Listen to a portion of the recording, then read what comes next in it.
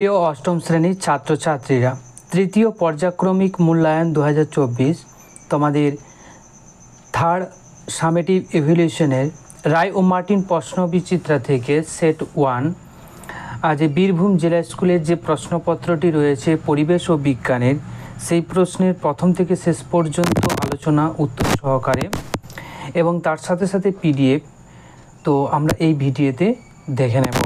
প্রথম থেকে শেষ পর্যন্ত দেখবে এবং এই প্রথম থেকে শেষ পর্যন্ত যারাই দেখবে তাদের এই পিডিএফটি তারাই কিন্তু পেয়ে যাবে। ঠিক আছে, ডিসক্রিপশন বক্সে পিডিএফের লিঙ্ক দেওয়া আছে।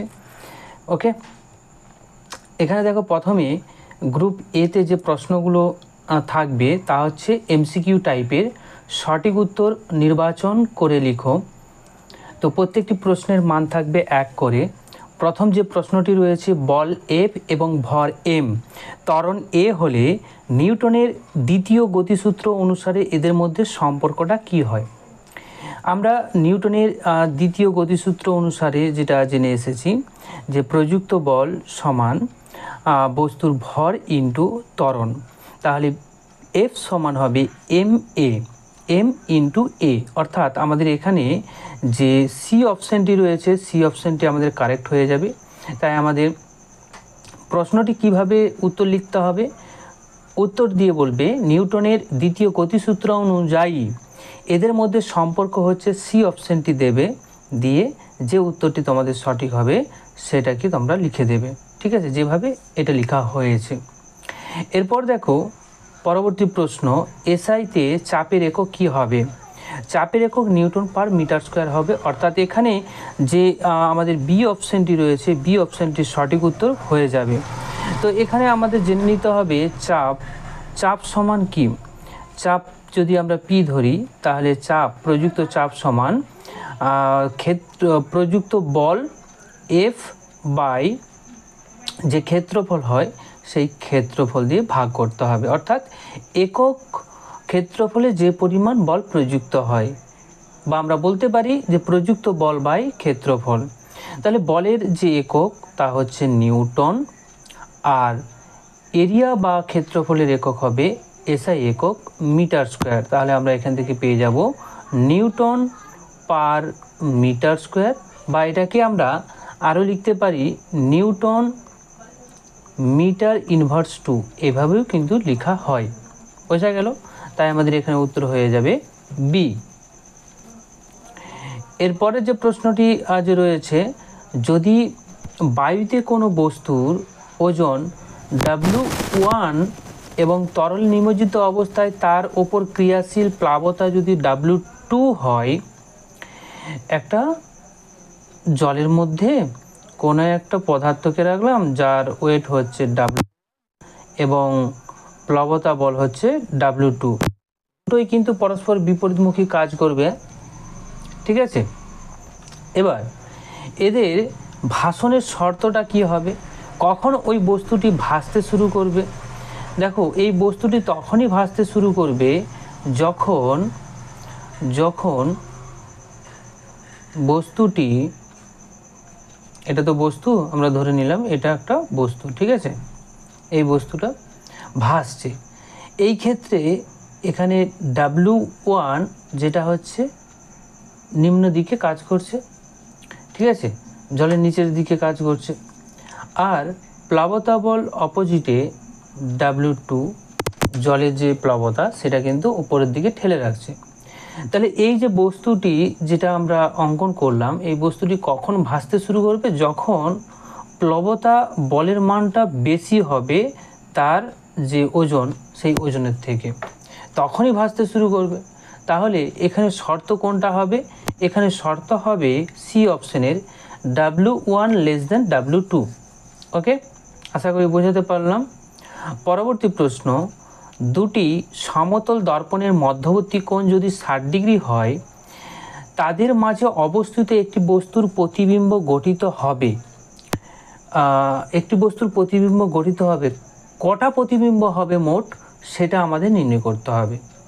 তো আমরা জানি যে প্রতিবিম্ব নির্ণয়ের শর্ত বা সূত্র বলতে পারো, দুটো সমতল দর্পণ যদি এইভাবে, দুটো সমতল দর্পণ একটা সমতল দর্পণ রাখলাম, তার সাথে থিটা অ্যাঙ্গেলে আরেকটা সমতল দর্পণ আমরা রেখে দিলাম।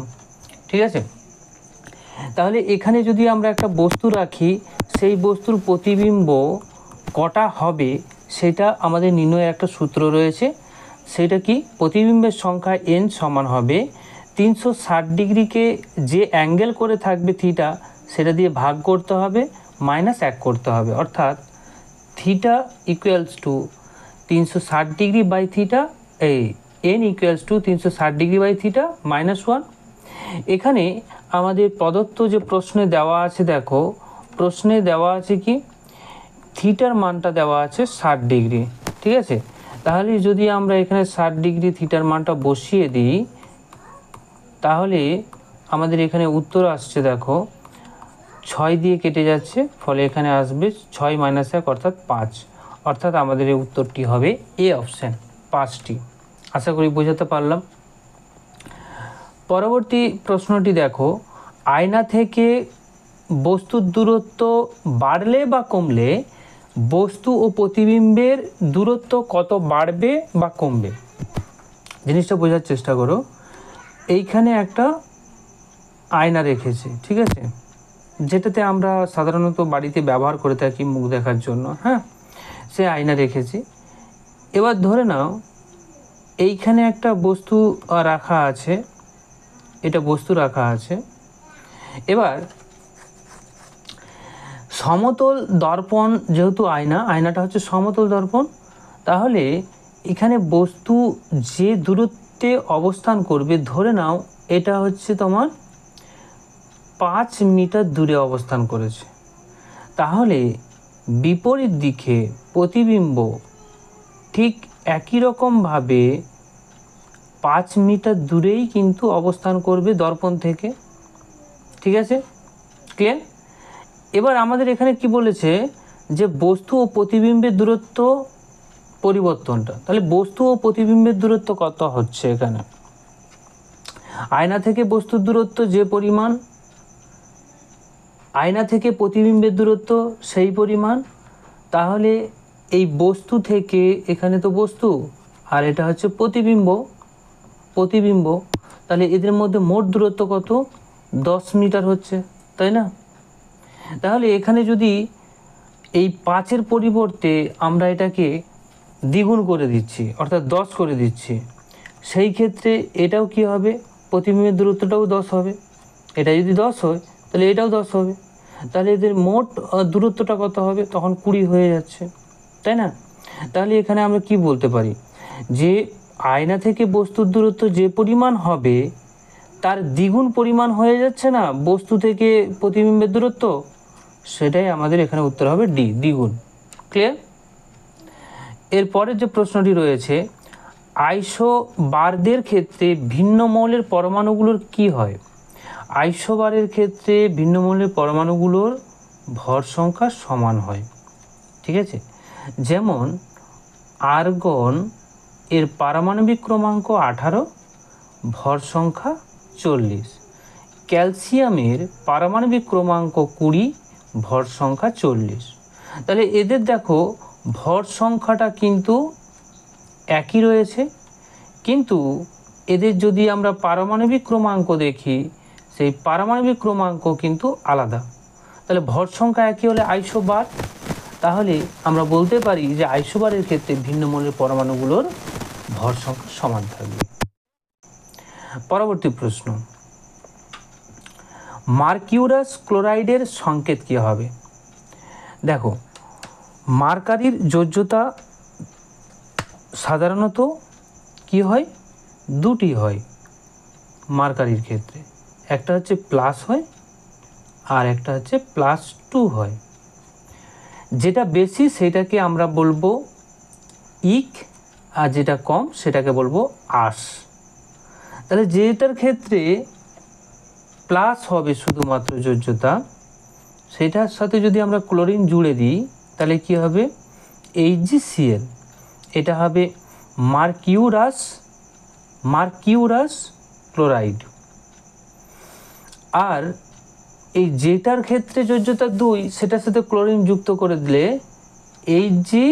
Cl2, যেটাকে বলবো মার্কিউরিক ক্লোরাইড। ঠিক আছে, তো এখানে যোজ্যতা আমাদের হয়ে যাবে এ অপশানটি কারেক্ট সংকেত। ক্লিয়ার?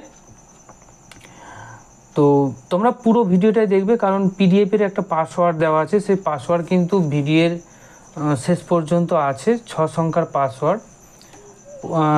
পুরোটা দেখলে কিন্তু আশা করি পুরো পাসওয়ার্ডটা তোমরা পেয়ে যাবে। ঠিক আছে, তারপরে যে প্রশ্নটি রয়েছে দেখো, প্রদত্ত কোনটির উৎপাদন অক্সিজেনের বৃহৎ শিল্পে ব্যবহার করা হয়? তো ইস্পাত উৎপাদনের ক্ষেত্রে অক্সিজেনের বৃহৎ ব্যবহার কিন্তু করা হয়। এরপরে যে প্রশ্নটি এখানে রয়েছে দেখো, ইনফ্রারেড আর রশ্মিকে শোষণ করে। ইনফ্রারেড রশ্মি শোষণ করে কার্বন ডাই অক্সাইড, অর্থাৎ সি অপশানটি আমাদের এখানে কারেক্ট হয়ে যাবে। ক্লিয়ার? পরবর্তী প্রশ্নে চলে যাই, ভাইরাস পর্যবেক্ষণ করার জন্য প্রয়োজনীয় যন্ত্র কোনটি হবে? ভাইরাস পর্যবেক্ষণ করার জন্য প্রয়োজনীয় যন্ত্র বলতে এখানে ইলেকট্রনিক অণুবীক্ষণ যন্ত্র ব্যবহার করা হয়, অর্থাৎ সি অপশানটি আমাদের এখানে কারেক্ট হয়ে যাবে। ক্লিয়ার? এরপর আসছি দেখো পরবর্তী প্রশ্ন, শৈবালের উদাহরণ কোনটি হবে? শৈবাল হচ্ছে স্পাইরোগাইরা, স্পাইরোগাইরা হচ্ছে শৈবাল, তাই আমাদের বি অপশানটি এখানে কারেক্ট হয়ে যাবে। তারপরে যে প্রশ্নটি রয়েছে, মুন ফেস হওয়ার মূল কারণটা কি? মুন ফেস হওয়ার মূল কারণ সেটা হচ্ছে তোমার যে কর্টিসলের অধিক ক্ষরণ, অর্থাৎ এখানে যে এ অপশানটি রয়েছে এ অপশানটি কারেক্ট হয়ে যাবে। কর্টিসলের অধিক ক্ষরণের জন্যই কিন্তু মুন ফেস হয়, তাই আমাদের এখানে এ অপশানটিকে আমরা কারেক্ট করে দেব। পরবর্তী প্রশ্ন, দংশক কোষ দেখা যায় কার ক্ষেত্রে? এটা সাগর কুসুমের ক্ষেত্রে দংশক কোষ দেখা যায়, তাই আমাদের এখানে সঠিক উত্তর সিটি হয়ে যাবে সঠিক উত্তর।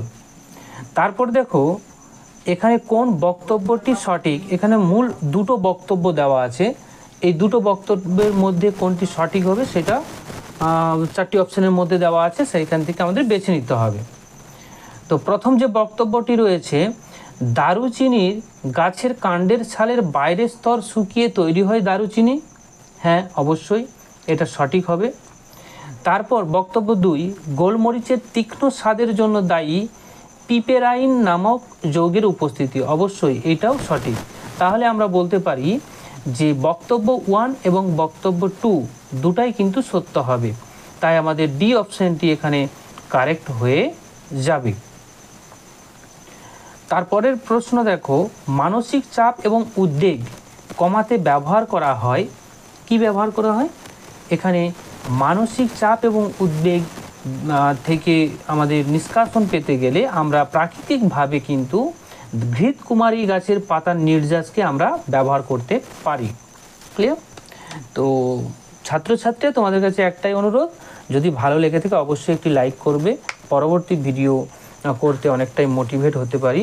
ওকে, আর যদি পারো বন্ধুদের মধ্যে শেয়ার করবে, আর পারলে পিডিএফটি সংগ্রহ করে নেবে। তারপরে দেখো বিভাগ খ বা গ্রুপ বি, এখানে অতি সংক্ষিপ্ত প্রশ্ন থাকবে, প্রত্যেকটি প্রশ্নের মান 1 করে থাকে।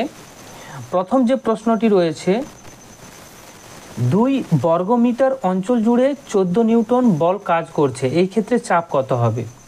তো আমরা প্রথমেই বলে এলাম যে চাপ সমান পি যদি ধরি, তাহলে প্রযুক্ত বল বাই ক্ষেত্রফল।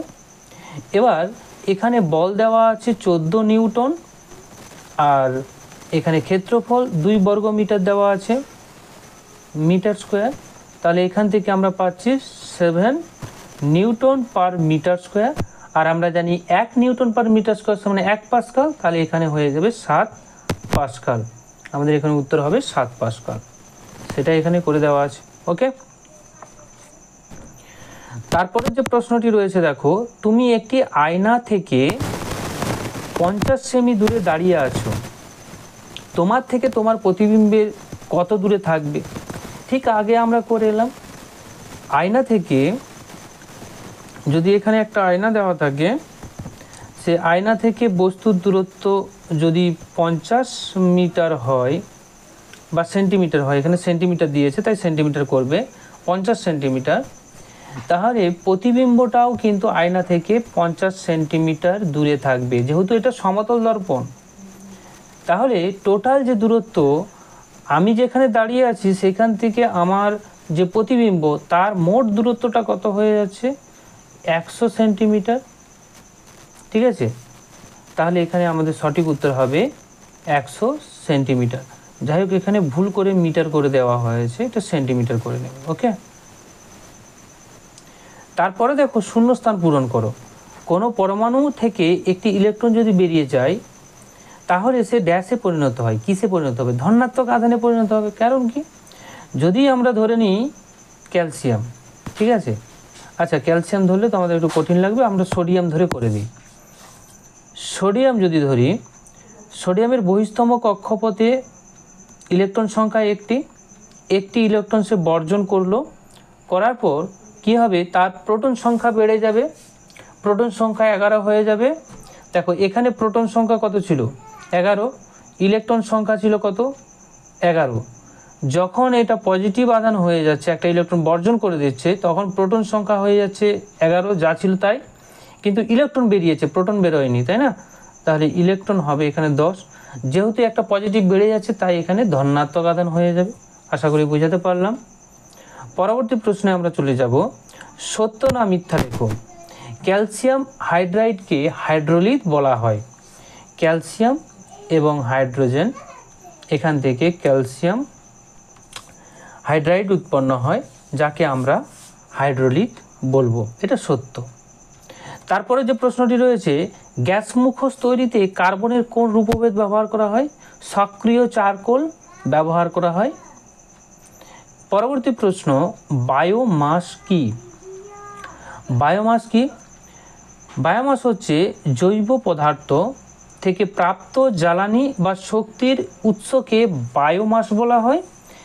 তো এই যে জৈব পদার্থ, সেটা কি হতে পারে, গাছপালা হতে পারে, গাছপালার পাতা পচা হতে পারে, প্রাণীজ উচ্ছিষ্ট হতে পারে, বা প্রাণীদের বৃষ্টা হতে পারে।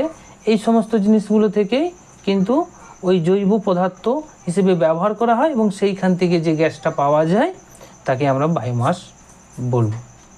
এরপরে দেখো, কোন বিজ্ঞানী সর্বপ্রথম অ্যান্টিবায়োটিক আবিষ্কার করেন? স্যার আলেকজান্ডার ফ্লেমিং সর্বপ্রথম কিন্তু অ্যান্টিবায়োটিক আবিষ্কার করেন, এবং এই আবিষ্কারটি ছিল পেনিসিলিন। ঠিক আছে, এরপরে যে প্রশ্নটি আমরা আসছি, দেখো পরবর্তী প্রশ্ন, যে গ্রন্থি থেকে ইনসুলিন এবং গ্লুকাগন নামক হরমোন খরিত হয় তার নাম কি? আমরা সকলে জানি প্যানক্রিয়াস বা অগ্নাশয়। ঠিক আছে, এবার একটা অ্যাডিশনাল তোমাদের প্রশ্ন বলে দিই, যে ইনসুলিনের কম বেশি ক্ষরণে কি হতে পারে?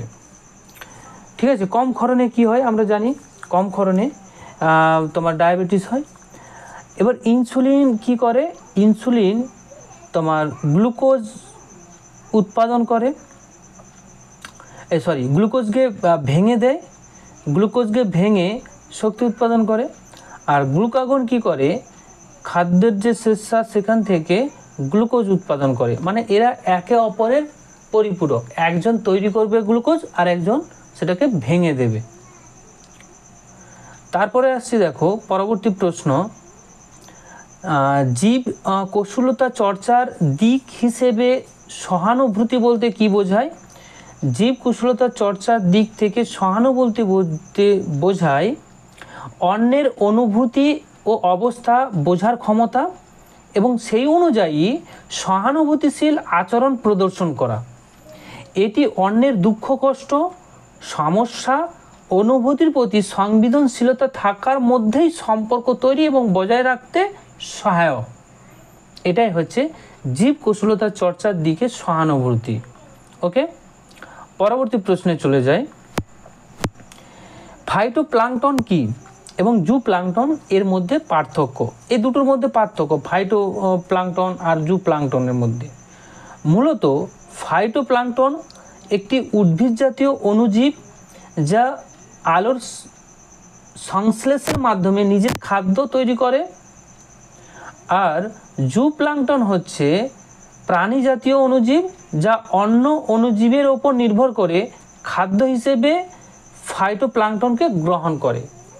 দেখো, ফাইটোপ্লাঙ্কটন হচ্ছে উদ্ভিজ্জ একটা অণুজীব, সে সূর্যের উপস্থিতিতে নিজে খাদ্য তৈরি করে। আর জুপ্লাঙ্কটন প্রাণী জাতীয় একটা অণুজীব যেটা হচ্ছে ওই ফাইটোপ্লাঙ্কটনকে খাদ্য হিসেবে গ্রহণ করে। এটাই মূল পার্থক্য। এরপরে আরেকটা আসছি, দেখো গুরুত্বপূর্ণ এই প্রশ্নগুলো। লুসিফেরিন বা লুসিফারেজ কি? লুসিফারিন হলো একটি প্রোটিন যা কিছু জীবজন্তুর শরীরে বিদ্যমান থাকে এবং আলো উৎপাদনে সক্ষম হয়। যে সমস্ত মাছ আলো উৎপাদন করে নিজের দেহে, ঠিক আছে, এইগুলো তাদের মধ্যে দেখা যায়। জোনাকি পোকা তাদের যে আলো দীপ করে, ওটাও কিন্তু এই কারণে হয়। জুসিফারেজটা কি? এটি একটি এনজাইম যা লুসিফেরিক অক্সিডাইজ করে আলো উৎপাদন করে। মানে এই দুটোই কিন্তু থাকলে তখনই ওই জীবদেহ থেকে আলোর উৎপত্তি ঘটবে বায়োলজিক্যালি। বায়োলজিক্যাল কেমিক্যাল রিঅ্যাকশন ঘটে ওইখানে, মনে থাকবে। যেমন জোনাকি পোকা বা সামুদ্রিক কিছু মাছ আছে দেখবে, তাদের ক্ষেত্রেও আলো উৎপাদন করে তাদের দেহে। এবারে জাফরান মশলাটি উদ্ভিদের কোন অংশ থেকে পাওয়া যায়? জাফরান মশলাটি উদ্ভিদের বীজ থেকে পাওয়া যায়। পরবর্তী প্রশ্ন, দৌড়ানোর সময় প্রয়োজনীয় বেশি শক্তির যোগান দেয় কোন হরমোন? দেখো, দৌড়ানোর সময় যে আমাদের হরমোনটি মূলত কাজ করে তা হচ্ছে আপৎকালীন হরমোন, যা হচ্ছে অ্যাড্রিনালিন হরমোন। এবং এই অ্যাড্রিনালিন হরমোনই আমাদের দৌড়ানোর সময় অতিরিক্ত যে শক্তির প্রয়োজন হয় সেটা কিন্তু যোগান দিয়ে থাকে। পরবর্তী বিভাগে চলে যাব গ্রুপ সি। এখানে মূলত সংক্ষিপ্ত প্রশ্ন থাকে। তো 3 দাগের 1, প্রথম যে প্রশ্নটি রয়েছে, ঘর্ষণ বলের মান পার্শ্বতলের ক্ষেত্রফলের ওপর নির্ভর করে না, পরীক্ষার সাহায্যে প্রমাণ করতে বলেছে। তো অবশ্যই এখানে কিছু পয়েন্ট তোমাদের যোগ করে দেবে, না হলে কিন্তু এটাই নাম্বার পাবে না, যেহেতু বলেছে না পরীক্ষার সাহায্যে প্রমাণ করতে বলেছে, তাই না? তো প্রয়োজনীয় উপকরণের মধ্যে একটি কাঠের ব্লক নেবে, বিভিন্ন আকৃতির, বিভিন্ন ক্ষেত্রফলের আর কি, ঠিক আছে, সমতল, স্পর্শতল, এবং 3 স্প্রিং ব্যালেন্স, আর একটি রক্ষপৃষ্ঠ নিতে হবে। এবার পরীক্ষাগুলো কিভাবে করব? ধাপে ধাপে 3টি ধাপ রয়েছে, সেই 3টি ধাপ আমাদের জেনে নিতে হবে। প্রথমত, প্রথম ধাপে একটি নির্দিষ্ট ওজনের কাঠের ব্লক নাও। ব্লকটির একটি পৃষ্ঠ যেটি বড় ক্ষেত্রফল বিশিষ্ট সেটিকে রক্ষপৃষ্ঠের ওপর রাখো। এখন স্প্রিং ব্যালেন্সের ব্যবহার করে ব্লকটিকে টানো এবং ব্লকটি সরাতে কত ঘর্ষণ বলের প্রয়োজন হচ্ছে তা নোট করে নিতে হবে, ঠিক আছে। দ্বিতীয় ধাপ কি? একটি ব্লকটিকে অন্য একটি পৃষ্ঠে রেখে এই পরীক্ষা করো। দেখো, আমি এটা করাচ্ছি বলে করো বলছি, তোমরা তখন কি বলবে? আমরা করলাম, ঠিক আছে, প্রাপ্ত ঘর্ষণ বল নোট করলাম, এইভাবে বলবে। তৃতীয় ধাপটা কি? এবার ব্লকটি আরও কিছুটা আরও ছোট বা আরও বড় একটি পৃষ্ঠ নির্বাচন করতে হবে, করলাম। তারপর একইভাবে ঘর্ষণ বল মাপলাম। তারপর ফলাফলে আমরা কি দেখব? ফলাফলে দেখব প্রতিটি পরীক্ষার ক্ষেত্রে স্প্রিং ব্যালেন্সের সাহায্যে মাপা ঘর্ষণ বলের মান একই থাকবে, যদিও ব্লকটির পার্শ্বতলের ক্ষেত্রফল ভিন্ন ভিন্ন হয়েছে। এটা হচ্ছে ফলাফল। উপসংহারে আমরা কি বলতে পারি? এই পরীক্ষার মাধ্যমে প্রমাণিত হয় যে ঘর্ষণ বলের মান পার্শ্বতলের ক্ষেত্রফলের ওপর নির্ভর করে না, এটি কেবলমাত্র বস্তুর ভরের ওপর এবং পৃষ্ঠের প্রকৃতির ওপর নির্ভর করে। যদি পৃষ্ঠের প্রকৃতি যদি এবড়ো খেবড়ো বেশি হয়, সেই ক্ষেত্রে ঘর্ষণ বল বেশি হবে, মসৃণ হলে ঘর্ষণ বল কম হবে। আর ভর বেশি হলে ঘর্ষণ বল বেশি হবে, ভর কম হলে ঘর্ষণ বল কম হবে। ক্লিয়ার? পরবর্তী প্রশ্ন, ওই 1 নম্বর প্রশ্নেরই আরেকটি অংশ। 3 লিটার আয়তনের তরলের ভর 6 কেজি, তরলটির ঘনত্ব কত হবে? তরলের ঘনত্ব সমান আমরা কি জানি? তরলের ঘনত্ব সমান জানি ভর বাই আয়তন, অর্থাৎ D সমান m/v। এখানে m এর মান 6 কেজি দেওয়া আছে আর v লিটারে দেওয়া আছে 3 লিটার। তাহলে এখানে ঘনত্ব সমান আমরা কি বলতে পারি, 3 2 6, তাহলে 2 কেজি পার লিটার। ঠিক আছে, এটাই আমাদের এখানে উত্তর হয়ে যাবে। পরবর্তী প্রশ্ন, কচু পাতার উপরে থাকা জলের ফোঁটা চকচক করে কেন? চিত্র সহযোগে ব্যাখ্যা করো। দুর্ভাগ্যবশত চিত্রটা এখানে দেওয়া হয়নি, যাই হোক তোমরা দেখেছো বাস্তবিক পরীক্ষা করে বাড়িতে দেখবে, কচু পাতার ওপর জল দিয়ে দেখবে চকচক করবে আলো লাগলে। কেন করে, কারণটা দেখে নাও। কচু পাতার ওপর জলবিন্দুকে উজ্জ্বল দেখায়, এর মূল কারণ হচ্ছে আলোর অভ্যন্তরীণ পূর্ণ প্রতিফলন। এখানে আলোর বিচ্ছুরণ না, অভ্যন্তরীণ পূর্ণ প্রতিফলন। কচু পাতার ওপর সূক্ষ্ম রোয়া থাকে, জলবিন্দু ওই রোয়ার মধ্যে আটকে থাকে, ফলে জলবিন্দু নিচে বাতাস থাকে। এই সব আলোকরশ্মি জলবিন্দুর মধ্য দিয়ে এসে জল ও বায়ুর বিভেদ তলে সংকট কোণ অপেক্ষা বড় কোণে আপতিত হয় এবং সেই রশ্মিগুলি অভ্যন্তরীণ পূর্ণ প্রতিফলন হয়।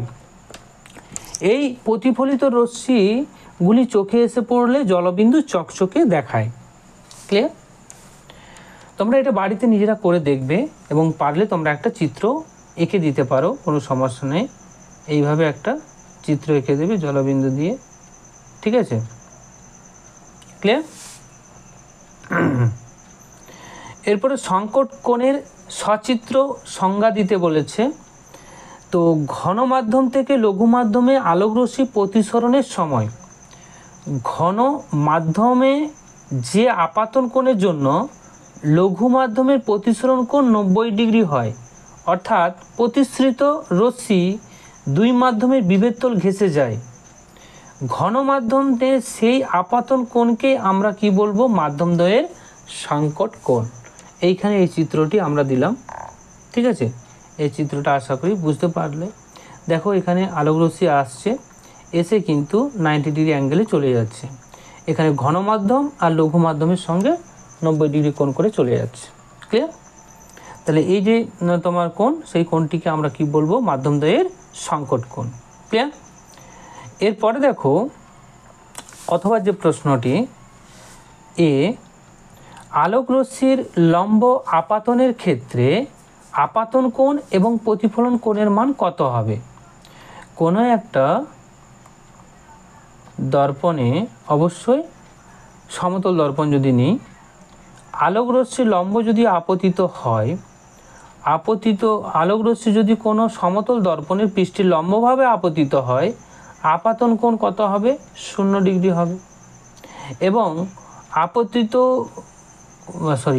আপাতন কোণটা কত হবে? 0 ডিগ্রি। তাহলে প্রতিফলন কোণটাও কত হবে? এই ক্ষেত্রে 0 ডিগ্রি হবে, যেই পথে ছিল সেই পথে চলে যাবে। লম্ব আপতনের ক্ষেত্রে আপাতন কোণ এবং প্রতিফলন কোণের মান 0 ডিগ্রি হয়ে যায়। এরপর খুবই গুরুত্বপূর্ণ একটি প্রশ্ন, তোমাদের থার্ড সামেটিভে এই প্রশ্নটি আসতে পারে বলে আমার খুবই মনে হচ্ছে। অবশ্যই এই প্রশ্নটি করবে। রশ্মিচিত্রের সাহায্যে মরুভূমিতে সৃষ্ট মরীচিকা ব্যাখ্যা করো। তো আগে জিনিসটা, বিষয়বস্তুটা দেখে নিই। অধিকাংশ সবারই বই আছে, যাদের ক্ষেত্রে বইটা নেই, যারা কেবলমাত্র সরকারি বিদ্যালয় থেকে দেওয়া বইটি পড়ো, তাদের ক্ষেত্রে লেখাটা অনেকটা কষ্টকর হয়ে যায়, তাদের জন্য বিষয়বস্তুটা দিতে হয়েছে। দেখে নাও তারা। তাছাড়াও পিডিএফটা তোমরা তো পেয়ে যাচ্ছ, তাই না? মরুভূমিতে দিনের বেলায় সূর্যের তাপে বালি উত্তপ্ত হয় এবং সেই সংলগ্ন বায়ুস্তর উত্তপ্ত হয়ে পড়ে, ফলে ওই বায়ুস্তরের আয়তন বেড়ে যাবে এবং ঘনত্বটা কমে যায়। ভূমি থেকে যত উপরে ওঠা যায়, বায়ুর উষ্ণতা তত কমতে থাকে এবং বায়ুর ঘনত্ব তত বাড়ে। এখন মরুভূমিতে কোনো গাছের পি বিন্দু থেকে আলোকরশ্মি তির্যকভাবে অপর থেকে নিচের দিকে আসতে থাকলে রশ্মিটি ক্রমশ ঘনতর থেকে লঘুতর মাধ্যমে প্রতিসৃত হয় এবং প্রতিসৃত রশ্মিটি ক্রমশ অভিলম্ব থেকে দূরে সরে যায়।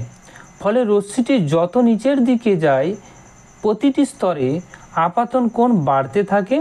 অবশেষে রশ্মিটি এমন এক স্তরে এসে পৌঁছায় তখন ওই রশ্মিটির আপাতন কোণ স্তর দুটির সংকট কোণের চেয়ে বড় হয়ে যায়, ফলে রশ্মিটি প্রতিসরণ না হয়ে অভ্যন্তরীণ পূর্ণ প্রতিফলন ঘটে এবং প্রতিফলিত রশ্মিটি নিচের দিকে না নেমে ওপরের দিকে উঠে যায় এবং ঘন মাধ্যমে আবার ফিরে যায়। ঠিক আছে, এটা এখানে বলা হয়েছে এবং চিত্রের সাহায্যে সেই ব্যাখ্যাটা এখানে করা হয়েছে। এখানে এই চিত্রটা দিয়েছি দেখো। ঠিক আছে, আশা করি জিনিসটা বুঝতে পারবে। আবার উষ্ণতার পরিবর্তন হলে বিভিন্ন বায়ুস্তরের ঘনত্ব এবং প্রতিসরণকে সব সময় পরিবর্তন ঘটে, ফলে বায়ুস্তরগুলির মধ্যে দিয়ে আসা আলোকরশ্মি দিকও অনবরত পরিবর্তন হয়। তাই পথিকের মনে হয় প্রতিবিম্বটি কম্পমান। পথিক ওই উল্টানো ও কম্পমান প্রতিবিম্বকে জলাশয়ে তৈরি প্রতিবিম্ব বলে মনে করে, কারণ জলাশয়ের সামনে দাঁড়ালে একই রকমের ঘটনা ঘটে। এই দৃষ্টি ভ্রমের জন্যই তৃষ্ণার্ত পথিক জলের আশায় ওই দিকে এগোতে থাকে। মরুভূমির এই দৃষ্টিভঙ্গিকে বলা হয় মরীচিকা। আশা করি বোঝাতে পারলাম। এটার বাস্তবিক একটা উদাহরণ তোমরা দেখতে পাবে। গ্রীষ্মকালের রৌদ্রে যখন তোমরা কোনো পিচের রাস্তার উপর দিক দিয়ে গাড়িতে যাও বা বাসে যাও, তখন দেখবে দূরের রাস্তায় একদম দূরে যত দূর চোখ যায় সেই দূরের রাস্তা দেখবে মনে হয়েছে যেন বৃষ্টি হয়েছে, চকচক করছে জল, কিন্তু আদৌ না। সেটা কিন্তু আমাদের চোখের ভুল, কারণ অভ্যন্তরীণ পূর্ণ প্রতিফলন এখানে ঘটেছে। এটা বাস্তবিক জীবনে তোমরা দেখে আসছো। মরুভূমিতে তো আমাদের যাওয়া সবার পক্ষে সম্ভব হয় না, বাস্তবিক জীবনে ওটা তোমরা দেখে কিন্তু অনুভূতি নিতে পারো। এরপরে 3 দাগের প্রশ্ন, কোন বিজ্ঞানী সর্বপ্রথম অণুর ধারণা দেয়? তো অণুর ধারণা সর্বপ্রথম দিয়েছিলেন বিজ্ঞানী ডাল্টন, জন ডাল্টন। ঠিক আছে, আইসোটোপের সংজ্ঞা দিতে বলেছে। তো দেবে, যেসব পরমাণুর পারমাণবিক ক্রমাঙ্ক বা প্রোটন সংখ্যা সমান কিন্তু নিউট্রন সংখ্যা ভিন্ন হওয়ায় ভর সংখ্যা ভিন্ন হয় তাদের পরস্পরকে আইসোটোপ বা সমস্থানিক বলা হয়। যেমন হাইড্রোজেনের 3টি আইসোটোপ পাওয়া যায়। প্রোটিয়াম ভর সংখ্যা 1, পারমাণবিক ক্রমাঙ্ক 1, ডয়টেরিয়াম ভর সংখ্যা 2, পারমাণবিক ক্রমাঙ্ক 1, ট্রিটিয়াম ভর সংখ্যা 3, পারমাণবিক ক্রমাঙ্ক 1। ওকে, তারপর দেখো সংকেত লেখো। Ferric chloride, calcium phosphate. Ferric ক্লোরাইডের সংকেত হবে FeCl3 আর ক্যালসিয়াম ফসফেটের সংকেত হবে Ca3PO4 তারপরের যে প্রশ্নটি এখানে রয়েছে দেখো, পরবর্তী প্রশ্ন, উভয়ধর্মী অক্সাইড কাকে বলে? রাসায়নিক বিক্রিয়ার সহযোগে ব্যাখ্যা করো অ্যালুমিনিয়ামের অক্সাইড একটি উভয়ধর্মী অক্সাইড। তো প্রথমে উভয়ধর্মী অক্সাইড কাকে বলে দেখে নিতে হবে। যেসব অক্সাইড অ্যাসিড ও ক্ষারের উভয়ের সঙ্গে বিক্রিয়া করে যৌগ উৎপাদন করে। ঠিক আছে, তো বিক্রিয়ায় অংশগ্রহণ করেও বলতে পারো, তাকে আমরা উভয়ধর্মী অক্সাইড বলবো। মানে ক্ষারের সাথেও বিক্রিয়া করবে, আবার অ্যাসিডের সাথেও বিক্রিয়া করবে।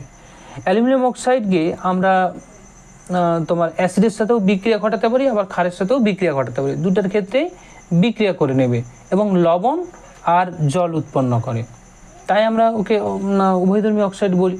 তো বিক্রিয়াটা এবার দেখে নেব আমরা। প্রথমে অ্যাসিডের সাথে যদি বিক্রিয়া ঘটাই তাহলে অ্যালুমিনিয়াম ক্লোরাইড উৎপন্ন করে আর জল উৎপন্ন করে, অ্যালুমিনিয়াম ক্লোরাইড সল্ট বা লবণ। তারপর বেসের সাথে যদি বিক্রিয়া করি সোডিয়াম হাইড্রোক্সাইডের সাথে, তাহলে সোডিয়াম অ্যালুমিনেট উৎপন্ন করে এবং জল উৎপন্ন করে, এটা হবে সল্ট। তাহলে উভয়ের ক্ষেত্রে বিক্রিয়া করছে, অ্যাসিডের সাথেও বিক্রিয়া করছে আবার ক্ষারের সাথেও বিক্রিয়া করছে, তাই আমরা উভয়ধর্মী অক্সাইড বলবো।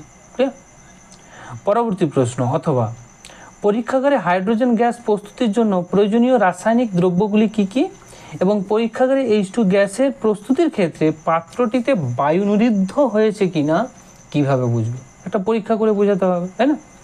প্রথমে তো হচ্ছে প্রয়োজনীয় রাসায়নিক বিক্রিয়া দ্রব্যগুলো কী কী? অবিশুদ্ধ জিঙ্কের ছিবড়া, লঘু সালফিউরিক অ্যাসিড আর পাতিত জল, এইগুলো আমাদের নিতে হবে।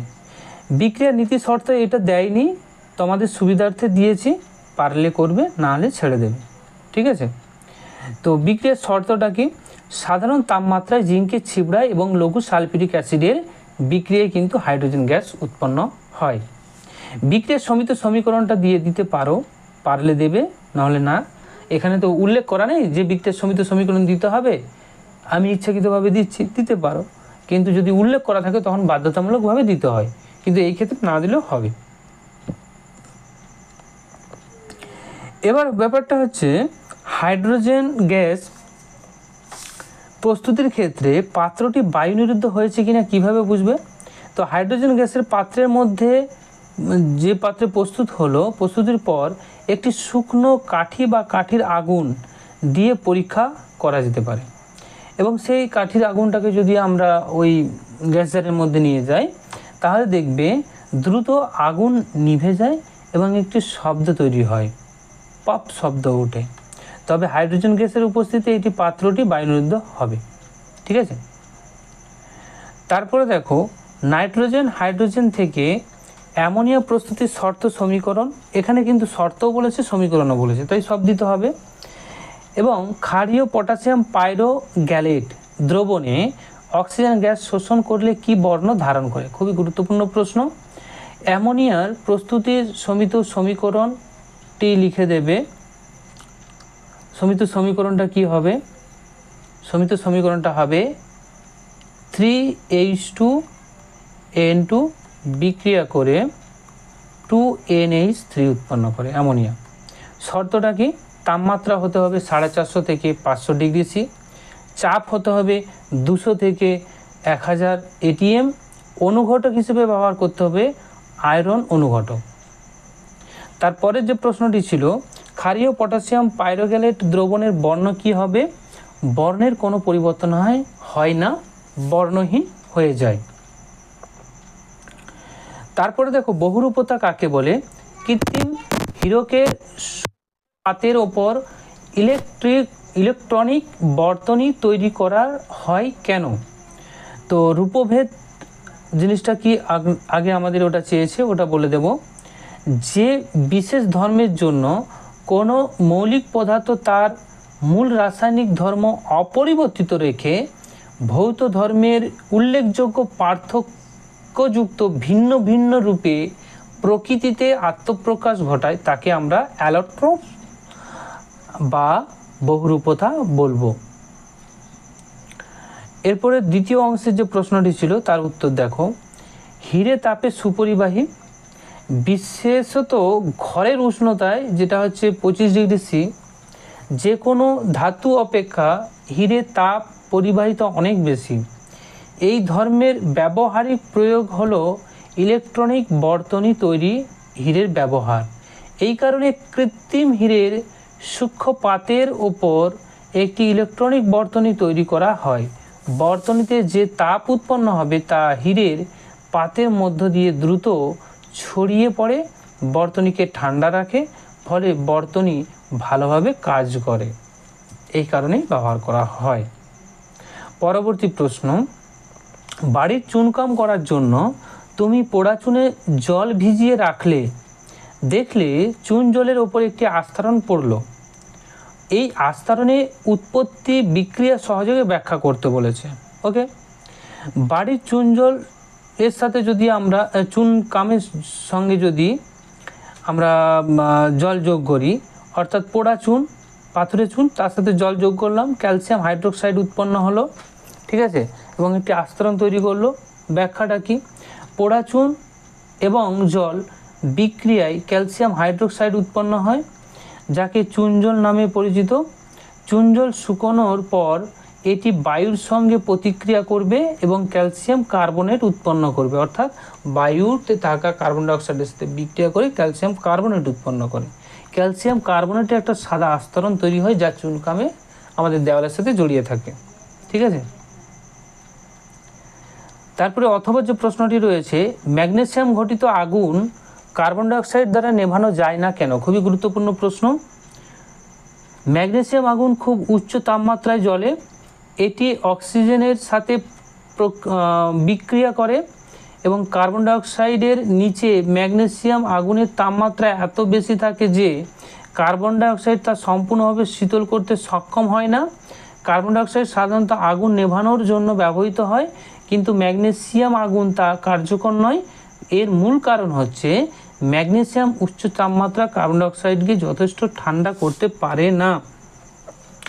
যে উচ্চ তাপমাত্রার জন্য ম্যাগনেসিয়ামের কার্বন ডাইঅক্সাইড তাকে যথেষ্ট ঠান্ডা করতে পারে না, এটি আগুন আরও বৃদ্ধি করতে পারে। তাই ম্যাগনেসিয়াম আগুন নেভানোর জন্য অন্য ধরনের আগুন নেভানোর পদ্ধতিতে, যেমন ডিউমিং সল্ট বা বিশেষ ম্যাগনেসিয়াম ফায়ার এক্সটিংগুইশ ব্যবহার কিন্তু এখানে করা হয়। কার্বন ডাইঅক্সাইড আমরা ব্যবহার করব না। ক্লিয়ার? পরবর্তী প্রশ্নটি যেটা রয়েছে, টেফনল পিভিসির একটি ব্যবহার উল্লেখ করতে বলেছে। তো টেফনল কোন কোন ক্ষেত্রে ব্যবহার করি? রান্নার ক্ষেত্রে অ্যান্টিস্টিক আবরণ তৈরি করার জন্য, ননস্টিকি পাত্র তৈরি করার ক্ষেত্রে আমরা কিন্তু ব্যবহার করে থাকি। পিভিসি পলিভিনাইল ক্লোরাইড পাইপ ও টিউবের তৈরি করতে বা টায়ার তৈরির ক্ষেত্রে আমরা পিভিসি ব্যবহার করে থাকি, বা বিভিন্ন রকম জলের পাইপ তৈরি করার ক্ষেত্রে কিন্তু আমরা ব্যবহার করে থাকি। আবার অন্তরক হিসেবে, তড়িৎ বর্তনীর যে অন্তরক হিসেবে কিন্তু ব্যবহার করা হয়। এরপরে আসছে দেখো 6, দ্বি একক পর্দা ঘেরা একটি কোষাঙ্গাণুর নাম কি? তা হবে প্লাস্টিড। দ্বি একক পর্দা ঘেরা কোষাঙ্গাণু প্লাস্টিড। লাইসোজোমকে আত্মঘাতী থলি কেন বলা হয়? এর মূল কারণটি কি?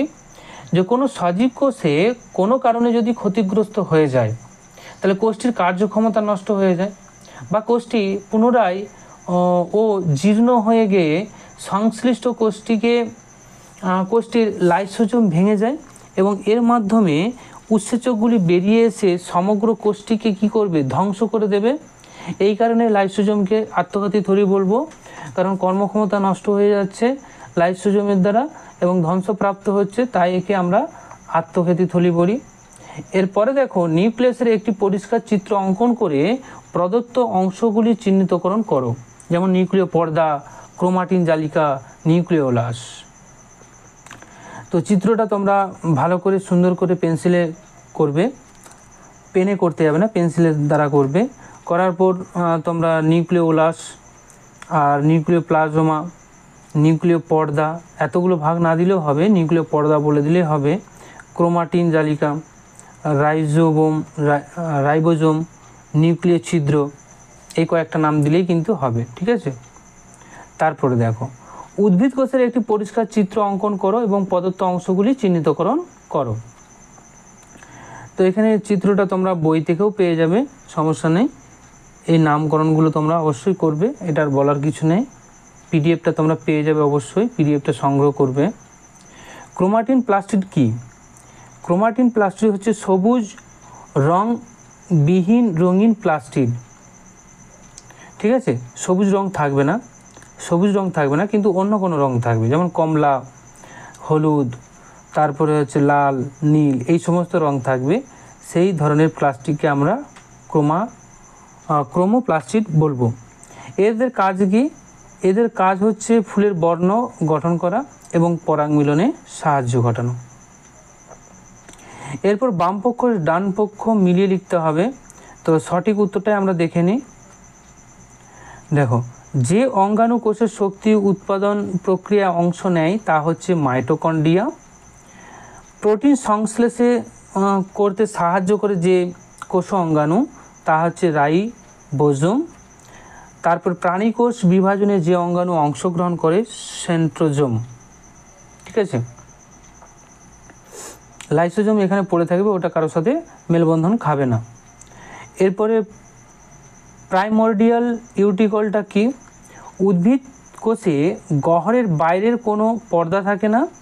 গহ্বরের আকার ক্রমশ যখন বাড়তে থাকে তখন নিউক্লিয়াস সহ সাইটোপ্লাজমের কোষপ্রাচীরের ভেতরের দিকে কোষের পরিধির দিকে সরে যায় এবং গহ্বরকে বেষ্টন করে সাইটোপ্লাজম এক ধরনের বিন্যাস গঠন করে, যাকে বলা হয় প্রাইমর্ডিয়াল ইউটিকল। পরবর্তী প্রশ্ন, অ্যামিবার গমনাঙ্গের নাম কি? একটি আদ্য প্রাণীঘটিত রোগের নাম। অ্যামিবার গমনাঙ্গ হচ্ছে ক্ষণপথ। আদ্য প্রাণীঘটিত রোগের নাম হচ্ছে অ্যামিবিওসিস। টিকাকরণ কি? মিথজীবিতার উদাহরণ। কোনো মৃত বা দুর্বল বা জীবিত অণুজীবকে অথবা অণুজীবের দেহ থেকে বেরোনো দুর্বল বিষকে সরাসরি নির্দিষ্ট পরিমাণে কোনো মানুষের দেহে প্রবেশ করিয়ে দেওয়া হয় এবং এই ধরনের অণুজীবের বিরুদ্ধে আগে থেকে রোগের প্রতিরোধ ব্যবস্থা সক্রিয় করে তোলা হয়, যে পদ্ধতিতে তাকেই বলা হয় টিকাকরণ বা অনাক্রমকরণ বলা হয়। যেমন মিথজীবিতার যদি সম্পর্ক বলে, শৈবাল ছত্রাকের মিথজীবিতার সহাবস্থানে লাইকেন মিথজীবিতার একটা উদাহরণ। তারপরে যে প্রশ্নটি রয়েছে, ছেলে মেয়ের শরীরের যে অবস্থানকারী জনন গ্রন্থির নাম কি? শুক্রাশয় এবং ডিম্বাশয়। ছেলেদের ক্ষেত্রে শুক্রাশয়, মেয়েদের ক্ষেত্রে ডিম্বাশয়। বায়োলুমিনেন্সড জীবেরা কিভাবে নিজেদের দেহে আলো প্রস্তুত করে? তো উৎসটা কি? বায়োলুমিনেন্স জীবেদের দেহে অক্সিজেনের উপস্থিতিতে এক প্রকার প্রোটিনের সঙ্গে যুক্ত লুসিফেরিন নামক রঞ্জক এবং লুসিফেরাস নামক উৎসেচক রাসায়নিক বিক্রিয়ায় রাসায়নিক শক্তি আলোক শক্তিতে পরিবর্তিত হয় এবং ঠান্ডা আলো তৈরি করে। পরবর্তী প্রশ্ন, হু নির্ধারিত যে কোনো 4টি কেন্দ্রীয় জীবন কুশলতার শিক্ষা নিয়ে আলোচনা করো। তো এখানে প্রথমে স্বাস্থ্যসম্মত খাদ্যাভ্যাস বর্ণনা হিসেবে বলতে পারি, স্বাস্থ্যকর খাদ্যাভ্যাসের মাধ্যমে সুস্থতা উন্নয়ন হয়। এতে পুষ্টিকর খাবার যেমন শাকসবজি, ফলমূল, যে পুরো শাক এবং প্রোটিনযুক্ত খাবার অন্তর্ভুক্ত করা হয়। উপকারিতা কি? সঠিক খাদ্যাভ্যাসের শরীরে প্রয়োজনীয় পুষ্টি সরবরাহ হয়, রোগ প্রতিরোধ ক্ষমতা বাড়ে এবং ওজন নিয়ন্ত্রণে সাহায্য করে, ক্রনিক রোগের ঝুঁকি কমায়। তারপর শারীরিক কার্যকলাপ, তার মধ্যে খেলাধুলা করা, হাঁটা চলা, সাঁতার কাটা, ব্যায়াম ইত্যাদি। এর ফলে মানসিক স্বাস্থ্য রক্ষা হয়, উচ্চ রক্তচাপ কমে, ডায়াবেটিস কমে, হৃদরোগের ঝুঁকি কমে, অতিরিক্ত ওজনের ঝুঁকি কমে, মানসিক সুস্থতা বৃদ্ধি পায়, স্ট্রোক হবে না।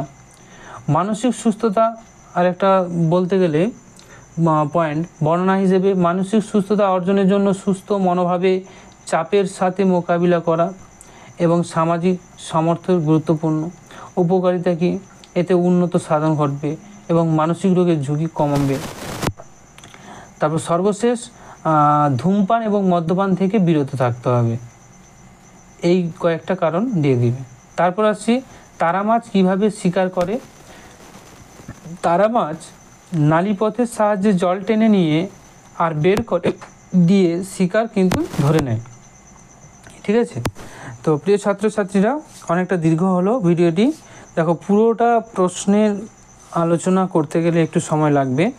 আশা করি তোমাদের ভিডিওটি ভালো লেগেছে। ভালো লাগলে অবশ্যই আমাদের সঙ্গে জুড়ে থাকার জন্য, পরবর্তী ভিডিও পাওয়ার জন্য অবশ্যই আমাদের চ্যানেলটি সাবস্ক্রাইব করে রাখবে এবং বেল আইকনটি প্রেস করে রাখবে। ওকে? আর পারলে বন্ধুদের মধ্যে শেয়ার করো, আর যাওয়ার পথে যদি ভালো লেগে থাকে একটা লাইক করে গিয়ে। ওকে? Thank you.